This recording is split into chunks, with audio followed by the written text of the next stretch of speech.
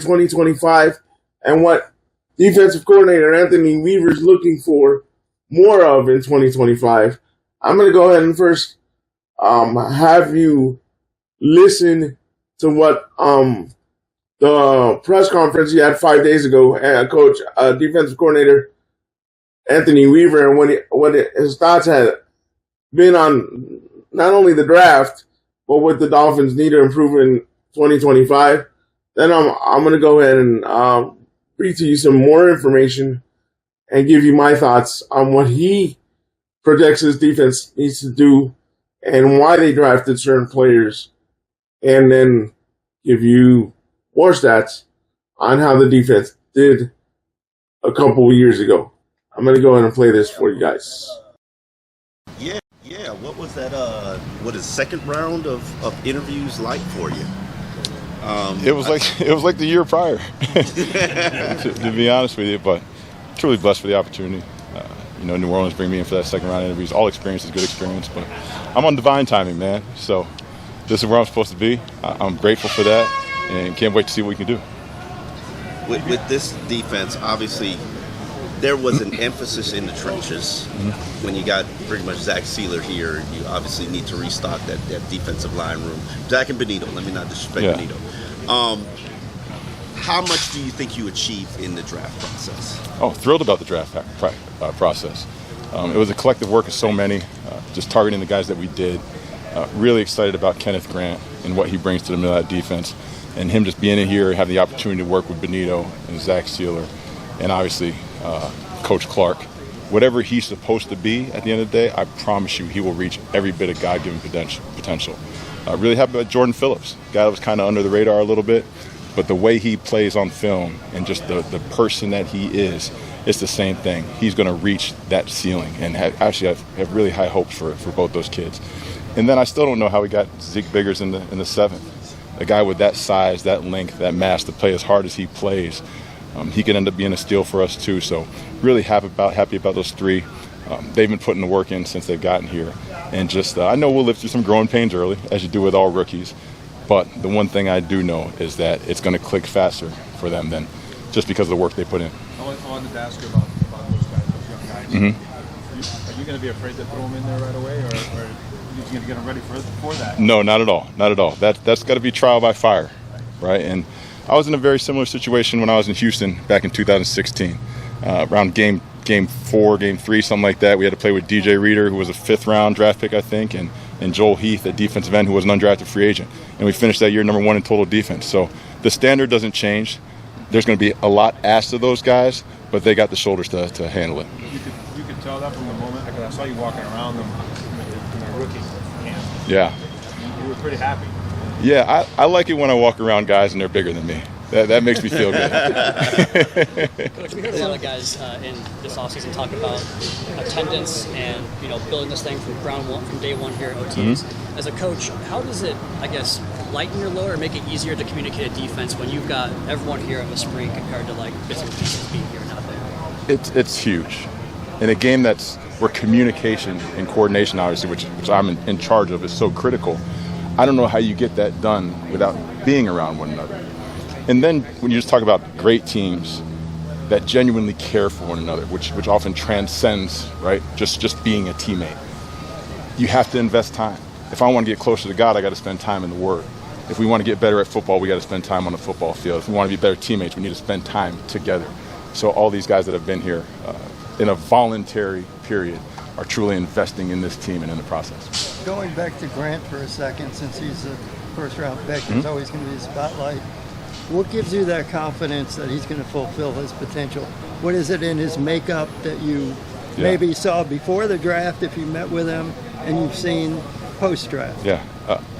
First, just in terms of makeup, right? To me, the one thing you can always gauge on film is the effort a guy plays with. And his effort on film was elite. They played a ton of plays. I actually didn't rotate very much a year ago at Michigan. And for him to play as hard as he did at his weight and still go out there and be as forceful as he was as a player, that spoke a lot to me. And then so much of the things he's done already, with the familiarity with being in Mike McDonald's scheme, Jesse Minter's scheme, and Wink Martindale's scheme, there's obviously a lot of carryover there. So we're hoping some of that rookie curve is shorter for him. So, yeah, just really happy about the kid. I want to ask you about your most unproven unit, which happens to be your cornerbacks, especially with Jalen Ramsey kind of seemingly on his way out. How do you replace that level of experience with a unit where relatively everybody but maybe Artie Burns and Cater is unproven? Yeah, I think first and foremost, those guys, they've been here from day one. And you could see the confidence that grows in them by day. Artie's been a tremendous leader, obviously Cater. There's leaders in the back end, right, with Ife Melifanu and Ashton Davis, Elijah Campbell. But all those corners, they all have a chip and they want to prove themselves. And there's no greater motivator than that as a coach, because you know every time they attack that field, they're going to attack it with purpose and intention, right, which ultimately they're going to get better. In this portion of the offseason, it's the only time you can invest this much time in individual technique and fundamentals. So just so proud of how those guys have attacked that. I also think we're going to be strong up front. If by God's grace we're fortunate that Jaelan Phillips can stay on the field, Bradley Chubb, Chop coming in year 2, the additions we've made on the defensive line and Zach Sealer, obviously, I think we can help them too by being more disruptive and creating more chaos for the quarterback. So is it key just to have bigger bodies, more athletic bodies? I mean, there's a lot of zone coverage, which takes a lot of instincts and a lot of understanding. These guys are relatively green. Yeah, that's okay. That's okay. Well, one, I think it's a size and speed league, right? And particularly in today's game, when a lot of defenses are playing a lot of split safety shell with smaller backers that have to eliminate space because it's such a space game, you better have the requisite girth up front to keep those guys clean. I thought the guys last year obviously played admirably. I think we finished 9th in run defense. The standard will be the same, if not better, for these guys. And they got some of the best teachers in the world with Coach Clark, Kenzie Khan. We've had Pete Jenkins here for the past few days. I've been extremely blessed to have his wisdom and expertise here. So I expect no fall off from the front, regardless of the youth movement. What was your initial reaction when you heard the news about Jalen Ramsey? Not just that he wanted to leave, but the organization is willing to trade him? Yeah, I got to be honest. I've been in this league too long that anything I hear at this point, I have very little reaction to it, other than COVID. That one I had a little bit of a reaction to. But this game, things change by the day, right? And I have a tremendous amount of respect for Ramsey. He played very good ball for us. But shoot, relationships are hard, right? And both mutually we've chosen to go other ways, and I respect that, and I wish him nothing but the best moving forward. How do you manage that, of him being a big part of your defense last year, and now having a little bit of a sudden, I don't know how much heads up you had, but a sudden change to having to adjust maybe your scheme a little bit for different players? Yeah, I'm fine with that, right? That's the league. The one thing I know, whether it's through injury during the season or what's happening here with us with Jalen, I'm not getting any sympathy cards from anybody, right? It's my job and our job collectively as a staff to find a way to make these pieces work. And what I know is every player that is here is trying to get better, and they've bought in. So just really pleased with where we're at this point. A lot of people the tush push remains. Okay. Get enough votes. Yeah. What is your reaction to that? I'm glad we added a 340 pounder, right? he should help a little bit. Yeah, for sure. We were talking a little bit about Jalen, but the other cornerbacks in your room, there's going to be a lot of eyeballs on them, obviously, because of maybe some youth in that room. Yeah. What do you know about your group and some of the guys that are maybe competing for those starting spots at this point? Yeah.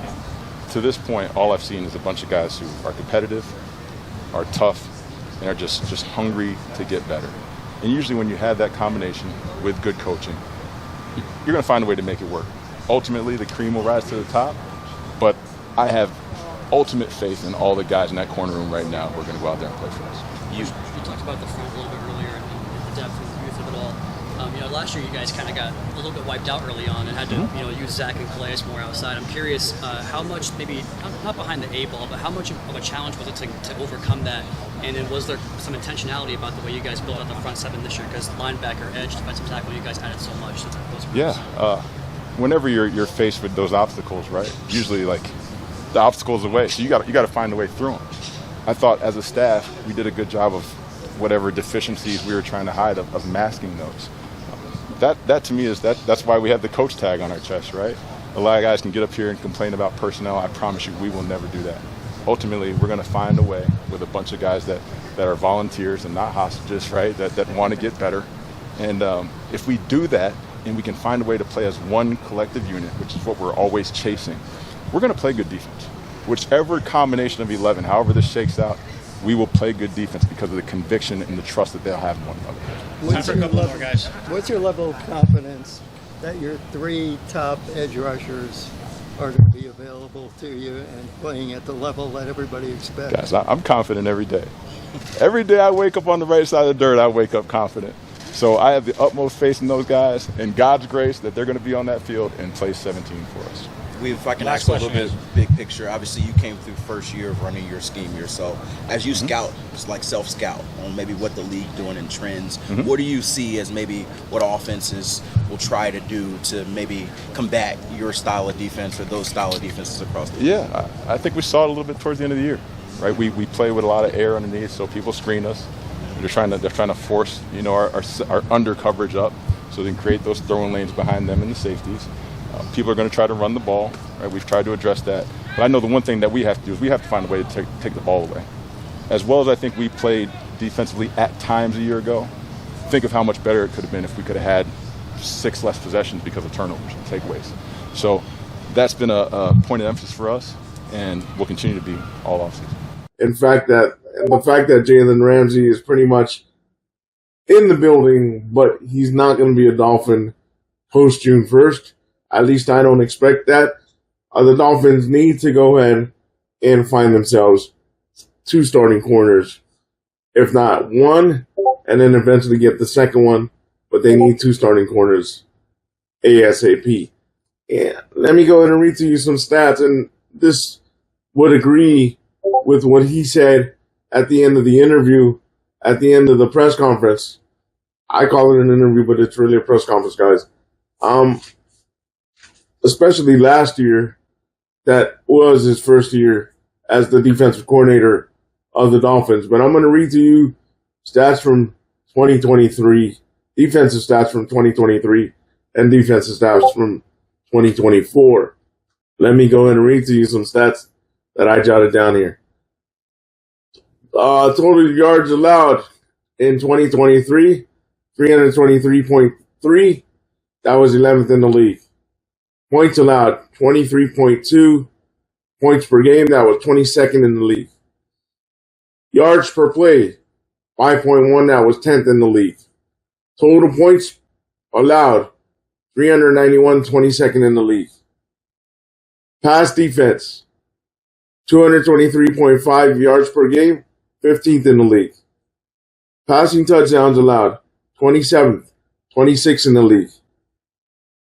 Rushing defense, 99.8 yards per game, 7th in the league.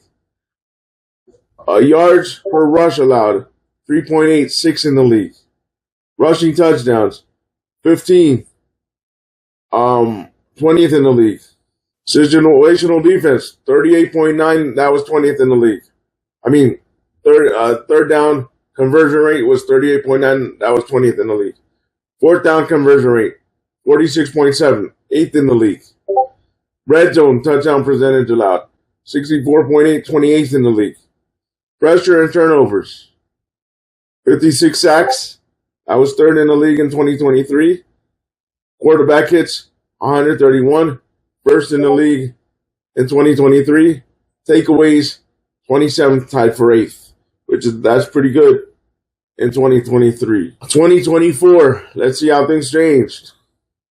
Points allowed, 21.4 points per game, 10th in the league.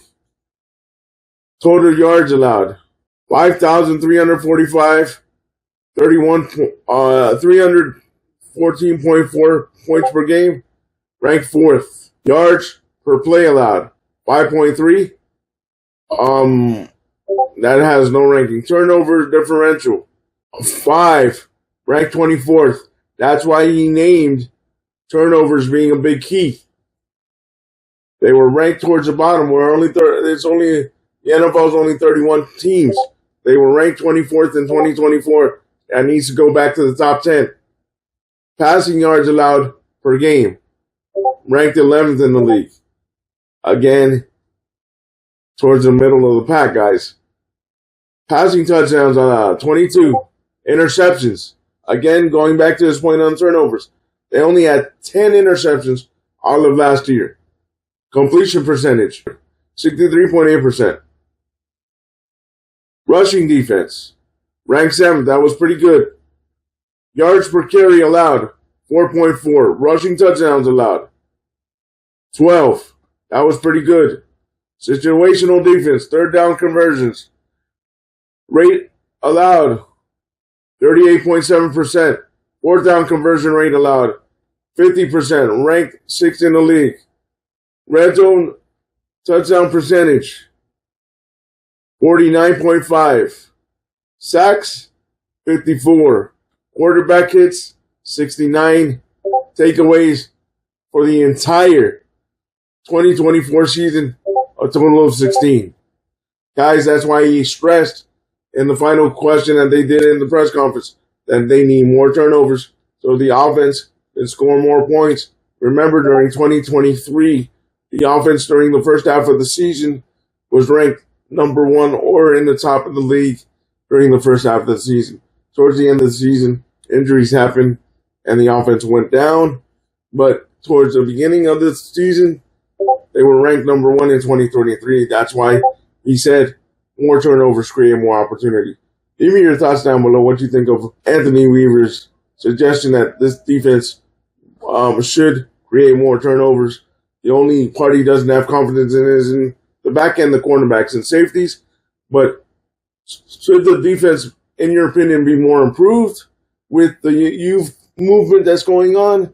Or are you still scared because we don't have starting cornerbacks that can actually start in the NFL right now on the team with Jalen Ramsey out the door? Let me hear your thoughts down below, and we'll talk to you soon. Take care, for Nation. Peace.